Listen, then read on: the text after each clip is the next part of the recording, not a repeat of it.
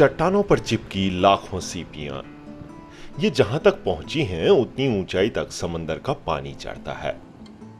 खारे पानी में बहुत ही लंबी यात्रा के बाद ही ताकतवर लहरों ने सीपियों की कुछ प्रजातियों को यहां तक पहुंचाया है, लेकिन इनके ज्यादातर रिश्तेदार समंदर में ही रहते हैं।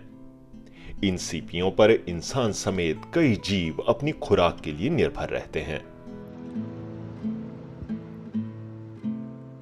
इनके बिना महासागर मर जाएंगे, इसीलिए इन्हें धरती का सबसे बड़ा फिल्टर सिस्टम भी कहा जाता है। लेकिन ये फिल्टर सिस्टम आखिर काम कैसे करता है?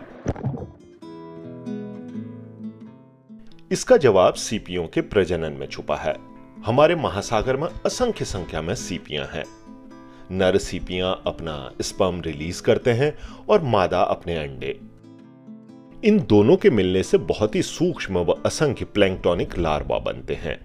लहरों के साथ बहते ये प्लैंक्टोनिक लार्वा दूसरे प्लैंक्टनों के साथ मिलकर पानी में घुली कार्बन डाइऑक्साइड को सोखते हैं और ऑक्सीजन रिलीज करते हैं। प्लैंक्टनों के बिना महासागरों और जमीन पर जीवन खत्म हो जाएगा, क्योंकि धरती को आधी ऑक्सीजन महासागरों से ही मिलती है। और ये सीपियां सिर्फ महासागरों में ही नहीं पाई जाती हैं, बल्कि ये तो हमारी कई नदियों और झीलों को भी इसी तरह से जीवन देती हैं। हजारों प्रजातियों में बटे होने के बावजूद हर सीपी 24 घंटे के भीतर 25 से लेकर 300 लीटर तक पानी साफ कर सकती है।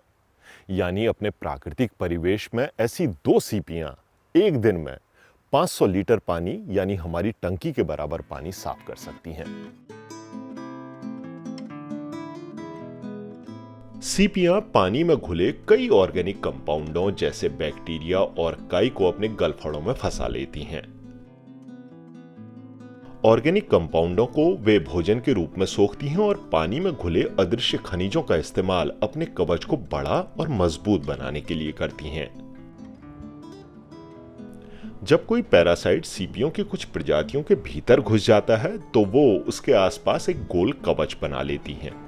इसी कवच को हम मोती कहते हैं। और ये कोई पत्थर नहीं है, बल्कि ये तो एक कवच है।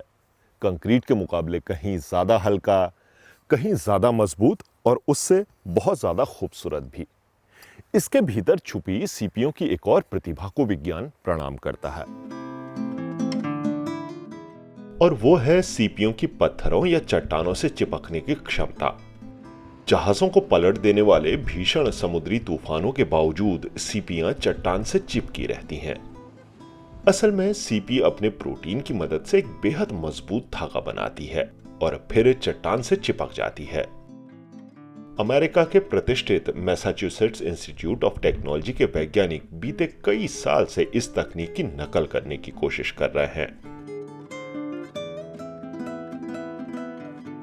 प्राकृतिक रूप से कुछ दशकों से लेकर कई सौ साल जीने के बाद सीपियां जब मरती हैं तो वे नदियों, महासागरों और जमीन को बड़ी मात्रा में शुद्ध चूना यानी कैल्शियम कार्बोनेट जैसा अहम खनिज देती हैं। अगर आप बीच या कई नदियों की रेत को गौर से देखेंगे तो आपको सीपियों के कवच से मिलने वाले कई खनिज साफ दिखाई पड़ेंगे। हमारी नदियों, झीलों और महासागरों को साफ रखने वाले मसल्स, सीपी और घोंगे अभी खुद बहुत बड़े खतरे का सामना कर रहे हैं।